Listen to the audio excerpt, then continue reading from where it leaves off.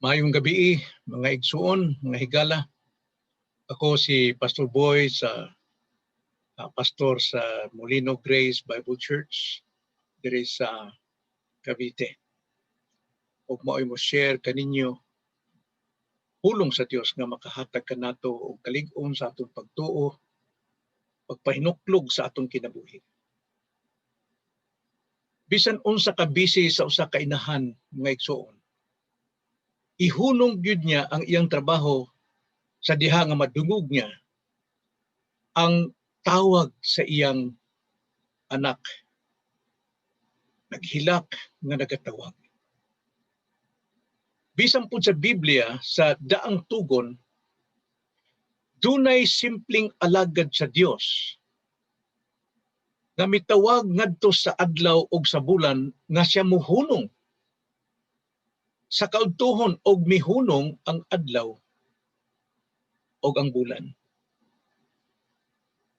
Dunay gahom ang pagtawag. Apan diri sa bag-ong tugon, mismong ang Dios, mismo ang Ginoong Hesus, mihunong sa iyang paglakaw sa diha nga madungog niya ang tingog sa usa ka ordinaryong tao, usa ka buta o makililimos nga tao. Dunay gahom ang pagtawag. Nganong muhunong ang inahan? Kay tungod tingali gigutom ang iyang anak o gimingaw sa iyang kugos. Nganong mihunong ang adlaw ug bulan sa daang tugon? Kay tungod Dios ang nagpaminaw sa tawag ni Josue aron mabuntog ni Josue ang iyang mga kaaway. Nganong mihunong mismo ang Ginoong Dios nga si Jesucristo sa tawag sa usa ka buta? Kini mooy atong pagasusihon karong gabi una. Tingalig ikaw nagatawag usab sa Dios apan wa ka kay balo o wa gyud kay timaan nga ikaw gidungog sa atong Ginoo. Kaya ang pangutan nato, gidungog ka kaha sa atong Dios. Unsa may tawag nga makapahunong sa atong Ginoo? Atong basahon ang Marcos 10 versikulo 46 ngadto sa 42. Nagaingon mga igsoon. Marcos 10:46 ngadto sa versikulo 52. Nagaingon. Ug unya miabot siya sa Jerico, og sa paggikan niya sa Jerico kauban sa iyang mga tinun-an og sa usa ka dakong panon sa katawhan.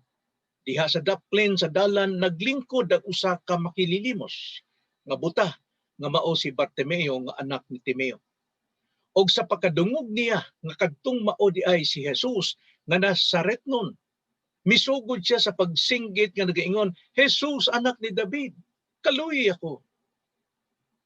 Og siya gibadlong sa kadaghanan nga nagsugo kaniya sa pagpahilom. Apan misamot pa hinuon siya sa pagsinggit nga nagaingon, anak ni David, kaluoy in taon ako. Og si Jesus mihunong og miingon, tawga siya. Og ilang gitawag ang buta. Og giingnan siya, sumalig ka, tindog, gitawag ka niya. Og giwaklin niya ang iyang kupo, og milukso, og miduol kang Jesus. Og si Jesus maingon kaniya, unsa may gusto mong buhaton ko alang kanimo? Kaniya mitubag ang buta nga nag-ingon, magtutudlo, nga makakita unta ako. Si Jesus maingon kaniya, lumakaw ka, ang imong pagsalig nakapaayo kanimo, og diha-diha nakakita siya, og mikuyog siya kang Jesus diha sa dalan. Mao kini ang pulong sa Dios og atong giuluhan nganong mihunong si Jesus. Pagampo ta may igsoon. Dalay ko namong Dios ug Amahan namong balaan. Nagkapasalamat kami sa imong grasya nga kami imong gitagaan diha sa pagsabot ug pagpaminaw sa imong pulong pinaagi sa gahom sa imong balang espiritu kay tungod ang imong pulong espiritual dili kini masabtan namo sa among natural nga pagsabot kay nanglan namo ang tabang sa imong balaang espiritu. Lord, tultuli kami sa maong mensahe na makita namo ang among kaugalingon unsa kami kabuta diha sa kamaturan. Mao kini ang among pagampo diha lamang sa ngalan sa Ginoong Kristo. Amen. Mihunong si Jesus sa tawag ni Bartimeo sa tulo ka hinungdan. Ngano siyang mihunong. Unsa maning tulo ka hinungdan? Primero, si Ginoong Hesus muhunong sa panawag nga may pagtuo. Ikaduha, si Ginoong Hesus muhunong sa panawag nga may paglahutay. Ikatulo, muhunong si Jesus sa panawag nga dunay pagsimba.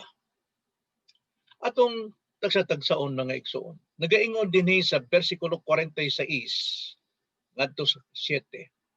Og unya miabot sila sa Jericho og sa pagkagikan niya sa Jericho kauban sa iyang mga tinun-an og sa usa ka dakong panon sa katawhan diha sa daplin sa dalan naglingkod ang usa ka makililimos nga buta nga mao si Bartimeo nga anak ni Timeo. Og sa pagkadungog niya ngadto mao di ay si Jesus nga Nazaretnon misugod siya sa pagsinggit nga nag-ingon, Jesus, anak ni David, kaluy-i ako. Namigsoon, makita nato, kining si Bartimeo, bisan siya buta, doon na siya'y pagtuo sa Dios. Kay tungod, iyang gitawag si Jesus nga anak ni David. Kining pagsampit nga anak ni David, usa kini kapanawag sa taong dunay pagtuo. Kahibalo siya sa balaang kasulatan. Kay tungod, si Jesus nga gitagna nitong unang panahon nga siya magagikan diha sa sabakan ni David. Mabasa nato sa Mateo 1:1 nga mao ang genealogy ni Jesus nga siya gyud magikan diha sa trono ni David. Ambot pasabot hari nga manluluwas, hari nga maoy rule ning kalibutan. So kining pagtuo ni Bartimeo nagagikan kini sa pagpaminaw. Kay balo man ta nga ang pagtuong tinuod gyud nga pagtuo nga makaluwas magikan gyud na sa pagpaminaw. Roma 10:17. Faith cometh by hearing, hearing by the words of Christ. Bisan tuod si Bartimeo usa ka buta apan dili gyud sa bungol. Kay tungod daghan kaayo mga taong dili buta apan buta sa ilang panghunahuna. Bungol ang ilang mga dalunggan pag-abot sa maayong balita. Apan kining si Bartimeo, bisan siya buta, nagapatalinhog siya sa mga wali. Nakaibalo siya, doon na siya pagsalig, doon na siya pagtuo nga si Jesus ang iyang kinahanglan. Tungod sa pagtuo, makita nato maigsuon nga sa diha nga siya gitawag ni Kristo, unsa may gibuhat ni Bartimeo tungod sa iyang pagtuo. Atong mabasa sa bersikulo 50 nagaingon og giwakli niya ang iyang kupo og milukso og miduol siya kang Jesus. Mao nay timaan sa usa ka taong dunay pagtuo kay tungod iyang iwakli ang tanang mga babag aron lamang siya makaduol kang Jesus. Kining kupo nagsuon sa panahon ning atong Hesukristo, labi na sa mga pobre, sa mga makililimos, ang kupo mao ni ilang balay, mao ni ilang tunugan, ana sila matug, ana sila magpuyo, mao kini ang ilang seguridad. Seguridad nga sila dili matugnawan, dili mainitan, ug seguridad sila nga silang pagtulog dili sila mapaakan og mga bangis nga hayop, mga has, mga kanang alakdan. Apan kini nga iyang seguridad sa kinabuhi dugay ng panahon iya kining giwakli aron makaduol kang Hesus nganuman timaan nga dunay say pagtuo pagsalig sa Ginoong Hesukristo. Subusa sa iyang pagtuo dunay tubag ang Ginoo. Dunay tubag. Unsa may tubag sa atong Ginoo? Usa ka pangutana. Nagiingon sa bersikulo 51 ngadto 52. Og si Jesus miingon kaniya, unsa may gusto mong buluhaton ko alang kanimo? Kaniya mitubag ang buta nga nag-ingon, magtutudlo nga makakita na unta ako. Sa laing dapit, mahibalik ang iyang pananaw. So makita nato nga kini si Bartimeo nabuta ni nga doon na siya'y eksaktong pagkatao. Kay balaw man ta nga sa mga panahon na nito, ang tanang mga kasakit, mga sakit na naggikan gyud na sa sala. Tingali kini si Bartimeo, nabuta siya sa iyang bisyo, sa iyang sala. Ang tinuod, wa sa ngaan. Wa hinganli ang iyang ngaan dire. Gitawag lang siyang Bartimeo. Ang bar usa na ka pinulungang Aramaic, ang pasabot amahan. O ama. Anak. Timeo mo nay amahan niya. Anak ni Timeo. Ilado si Timeo tingalig maayong tao, magtotoo o digali bantugan nga tao. Karon gitawag siyang Bartimeo o anak ni Timeo. So, ang buot niyang mahitabo sa iya nga siya makakita na usab. Doon na siya paghinulsol sa iyang nakalipas sa iyang kahapon. Kay tungod way nakapaayo kaniya sa tanang panahon niya pagpaningkamot. O kini siya gitalikdan na sa iyang pamilya. Gibiyaan na, gitabangan na lamang siya nga siya ibutang diya sa dapis dalan aron sa pagpalimos.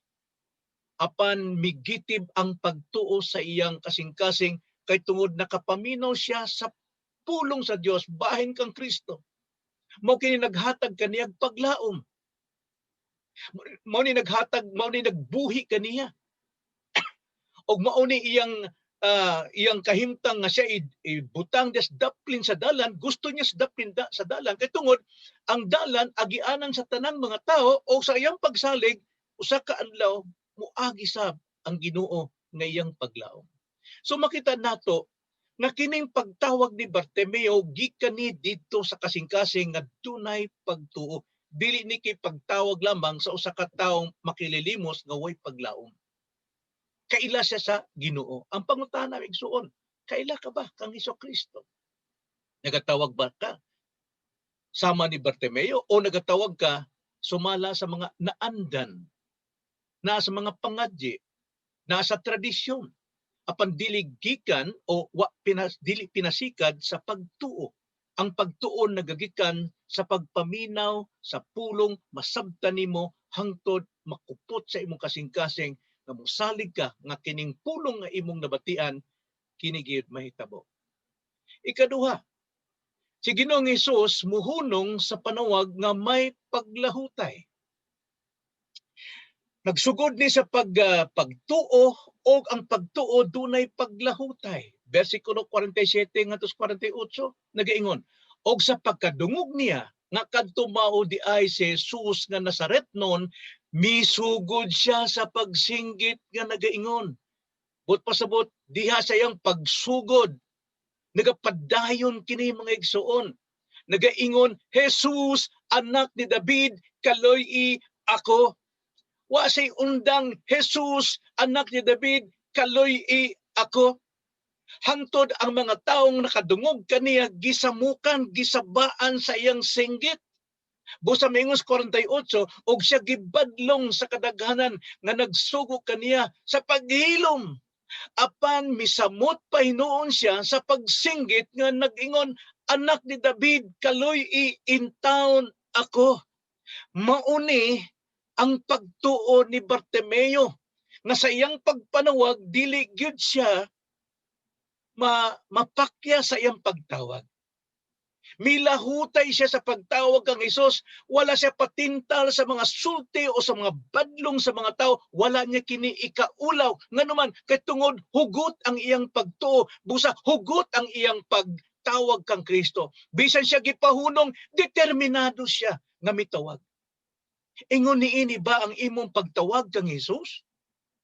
O usa ka badlong lang sa imong silingan o sa imong igsuon muhunong ka na, murag maulaw ka. Walay hugot nga pagtuo, dili kinasing-kasing o dili paglahutay ka na. Tan-aw nato si Bartimeo, dili lamang siya bulag, dili lang siya buta, makililimos pa. Apan unsa may atong makatunan sa usa ka buta og makililimos? Kining usa ka buta giagian lamang siya sa makaraghanan. wala siya panumbalinga. Gawas kamuhatag og sintimos dito sa iyang sudlanan. Apan ang buta moantos sa paglakaw sa iyang padulngan. Dili ni muhunong sige hinay-hinay moantos mulahutay hangtod nga makaabot siya sa iyang padulngan. Maunay makita nato sa usa ka buta dunagoy paglahutay. Og siya pod usa ka makililimos sa tibok adlaw hangtod sa pag takip siling sa adlaw, dili iya mo hilom gyud sa pangayo og limos, doon na say paglahutay. Busa kining si Bartimeo, nagyud kaniya ang paglahutay. Labi na sa diha na siya pagsalig o paglaom kang Kristo. Karon miabot si Kristo, dili na gyud siya muundang. Gipatigbabaw panyag samot ang iyang tingog. Hinaot pa mga igsuon, sa imong kahimtang karon nga tingali do na kas problema, do na kas kagulanan, do na kay balatian tungod ining pandemic, ang imong mga kamag-anak tingali do na nay sakit. Igsuon, miswagit kita kang Hesus, mutawag kita kaniya. Tawgon naton sa Hesus, magpakiloy kita. Pinaagi sa atong hugot nga pagsalig og bulahutay kita sa pagampo hangtod sa katapusan nga kita gyud iyang pagadunggon. Kining pagtawag ni Bartimeo at mo ni iyang tawag nga murag sa kaulahi ang pagsampit na lamang gyud nga siya mamatay na, mao ni tinguha sa usa ka tawo dunay paglaom og mao ni katapusang paagi og siya gidungog ni Jesus. Atong basahon ang pagkadungog ni Jesus. Versikulo 49 og ngadto sa 55. Nagaingon sa 49. Og si Jesus mihunong. Si Jesus mihunong. Na maigsuon, tan-aw na tong context. Nagaingon dito sa 46, pagkaraghang mga tao ang naglibot, nagasunod kang Jesus, nagatawag kini, saba kayo ni. Apan wa sa gihunungan. Nga usa. Apan sa didtong usa ka makililimos nga buta, mihunong si Jesus. Og si Jesus mihunong og miingon, tawga siya. Og ilang gitawag ang buta. Og giingnan siya. Sumalig ka.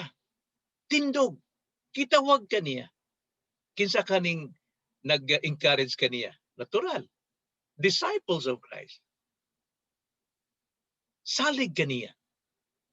Bumarog ka. Kay gitawag ka niya. Nagsuon, ikaw ba na gitawag ni Kristo? Versikulo 51, og si Jesus miingon kaniya, unsa may gusto mong buhaton ko alang kanimo? Unsa may angay na kung buhaton alang kanimo? No? Usa ni ka oportunidad nga ang Ginoo na mismo, ang Dios na mismo mangutanan nimo unsa imong gusto niya nang higayuna. Unsa man? House and lot? Sasakyan? Kotse? Unsa man? Bahandi? Kining pagpangutana ni Jesus, dili kay pagpangutana unsay gusto sa tao. Kundi pagpangutana unsay sulod sa kasing-kasing sa tao nga dunay pagsalig. Busa si Bartimeo mitubag. Magtutudlo nga makakita na unta ako pag-usa. Makita nato nga sa paghunong ni Jesus, ayo kalimti na igipangsugo ang Ginoo nga iyang mga alagad aron sa pagkabig sa mga tao. Duol kamo kang Jesus. Gitawag ka ni Jesus. Dumuol kamo kang Jesus. Mahigsuon. Doon na ba yung abot nga minsahero sa Dios sa imong kinabuhi nga ikaw giawhag? Brad, duol na kang Jesus.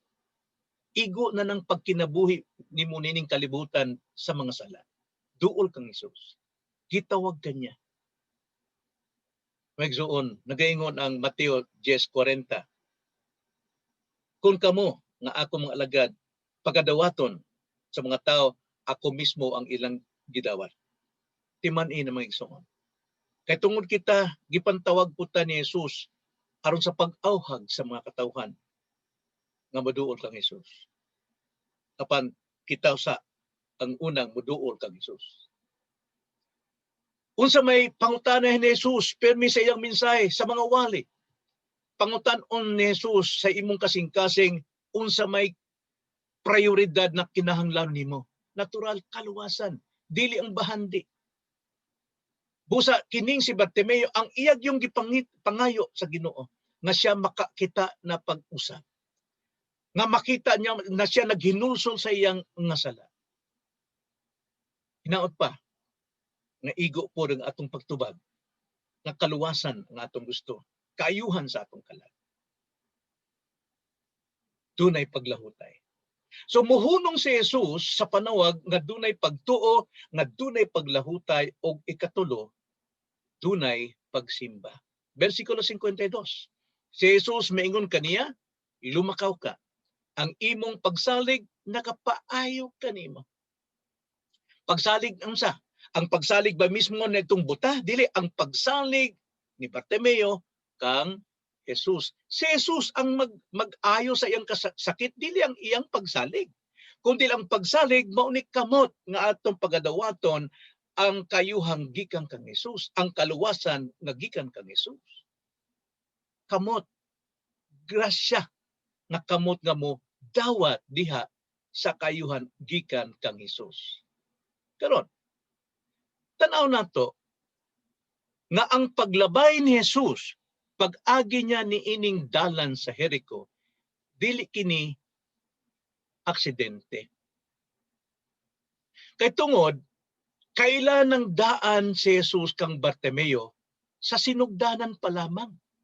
Walay aksidenteng panghitabo sa kinabuhi ni Bartimeo bisan pa natong tanan. Dunay katuyuan ng Dios, nagaingon ang Romans 8:28 that in all things we know that God works together for good to those who love Him, to those who are called by His name. For their good, ang sabi nga, paalang sa ilang kaugalingong kaayuhan. Mao nga miagi si Jesus ni ining lugar sa Jericho. Nga kining Jericho mo ni gihugma sa Dios tungod sa sala sa Jericho. Apan sila nagpabarog og laing Jericho nga bag-o busa gikan sa Jericho, mikawas si Panginoon sa Ginoo ngadto paingon sa Jericho sa pikas. Ngano mang milabay man sa dining lugar. Kay nagaingon ang Lucas 19:10, kay ang anak sa tao miani sa pagpangita og pagluwas sa nawala. Busa maigsuon, kining pulunga, kining mensahea nga nagsulti sa iyang kasing-kasing dili ni aksidente. Ayaw lang ilabay nga kawang sa imong hunahuna. Dawata ang mensahe nga ikaw gitawag sa Ginoo. Kay balo si Jesus sa matag kasing-kasing sa tao. Karon, kay balo siya. Nagaingon ng John chapter 2 verse 24 to 25. Apan sa iyang bahin wala ni Jesus isalig ang iyang kaugalingon ngadto kanila. Nganuman, kay siya nasayod man sa tanang tao og wala siya magkinahanglan nga adunay magpahimatuod ngadto kaniya may tungod sa tao, kay siya gayod nasayod man kun unsa ang anaa sa sulod sa tao. Nakita ninyo sa pagkaraghang mga tao, wala siya mo hunong alang kanila. Sila nag-uban-uban, nagkuyog-kuyog kay tungod gusto nilang mga milagro, gusto nilang makakaon. Apan kining usa ka buta, gusto niyang makakita pag-usap. So busa, tungod kay si Bartimeo gitagbo sa Ginoo. Kay tungod mao ni katuyuan ni Kristo nga siya mualagad kanato nga mga taong makasasala. Iyang ihatag ang iyang kaugalingon aron kita diha matubos sa atong mga sala. Kay maoy iyang tinguha sa Mark chapter 10 verse 45, immediate context ng 46, nagaingon, kay ang anak sa tao mianhi dili aron pag-aalagaron, kundi sa pag-alagad o sa paghatag sa iyang kinabuhi ingon nga lukat alang sa daghan og usa ni si Bartimeo og ikaw usa. So busa kay tungod na tagbo na si Bartimeo sa iyang kinahanglanon, ang iyang pagsalig, ang iyang paglahutay, unsa may iyang pagabuhaton, siya magasimba gyud sa Dios. So busa diha dayon misunod si Bartimeo kang Jesus, bersikulo 52, nagaingon, og si Jesus maingon kaniya, lumakaw ka. Ang imong pagsalig nakapaayo kanimo og diha wala maghuwat og oras, wala maghuwat og adlaw, wala maghuwat og panahon, diha nakakita siya og mikuyog siya kang Jesus diha sa dalan. Pagkaraghang gipang-ayo ang Ginoong Hesus sa Biblia, apan tanan sila o karaghanan mipahilayo kang Hesus sa diha nga nakadawat na sila grasya. Karon, usa ka ba nila nga mipahilayo ngadtong primero maayo ang imong pagsalig, pagtuo, pagkuyog kang Hesus, apan sa diha nga ikaw nakatagamtam na og mga panalangin wa nimo sabtang nga gikan sa Dios, kundi gikan sa imong pagpaningkamot, karon mitalikod ka na.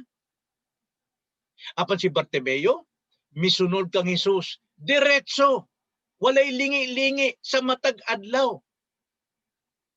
Ang pagsunod maoy paglantaw og utang kabubuton sa Dios.